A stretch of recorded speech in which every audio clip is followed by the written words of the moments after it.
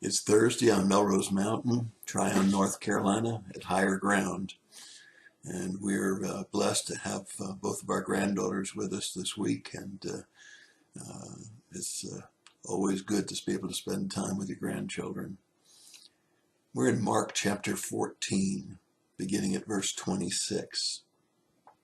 This is really an interesting section of scripture. Basically about 6 verses, depending on which of the parallel translations you read.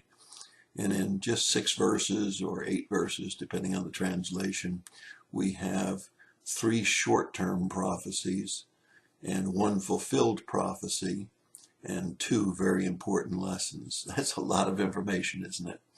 Well, it starts out by Jesus making the first of the short-term prophecies.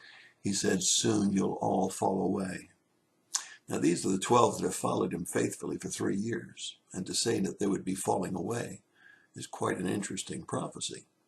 And yet it would happen, as Matthew records, the very night that he told them. They would scatter when Judas and the guards would come to take Jesus. And then the second prophecy is that after they fell away, he would rise again 3 days and lead them or be before them in Galilee.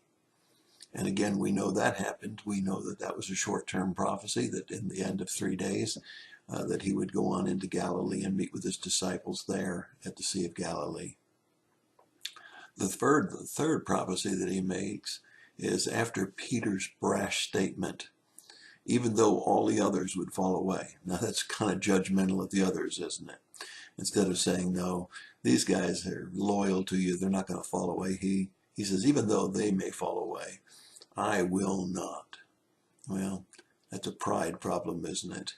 He just absolutely believes that he has the fortitude to stay with Jesus no matter what.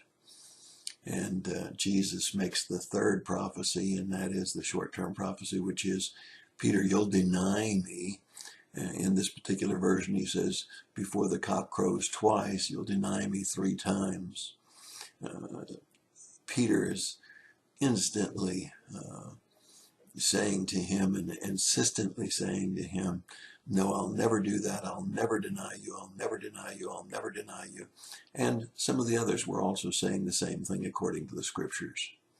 So we have the 3 prophecies, that they would fall away, that he would be raised in 3 days and go before them into Galilee, and that Peter would deny him. All of those we know were fulfilled exactly. But what was the prophecy he fulfilled? Well, he fulfilled the prophecy from Zechariah chapter 13, verse 7, that the shepherd would be smitten and that the sheep would fall away. Well, what are the lessons? Well, the lesson is pride. We need to be careful that we don't think we have more trust and faith in the Lord than we do. And we need to be careful that we think that we can stand up to any temptation, any difficulty, any problem. We need to be careful not to judge others, that they would fall away easily with the slightest temptation or difficulty or problem. So we see this pride problem that all men have, and that each of us can relate to, because we know that in difficult situations we can fall away if we're not careful, not from losing our salvation, but trusting in him to see us through, whether it's a surgery or whether it's a problem with a job or whatever it might be. And what is the lesson? Well, the lesson is really interesting, because you see, as you look at the 3 translations, the 3 Gospels, Matthew 26, verse 30, Luke chapter 22, verse 31, and John chapter 13, verses 36. They each add a little bit to this story, and the one thing that you don't want to miss is what is said here about Jesus and Peter. For you see, it says that Satan was going to test Peter. And Jesus says, but I'm praying for you. Oh, that's so good to know, that even in the midst of our testing, even in the midst of our sifting by Satan, that Jesus is praying for us, that he's right there with us to help us through whatever the situation. It's an incredible thing, isn't it? Our pride, his compassion. 3 prophecies, all fulfilled exactly as Jesus said. 1 prophecy fulfilled exactly as Jeremiah recorded.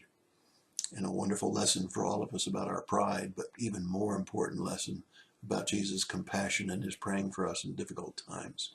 Your thought for the day. God bless you and have a great day.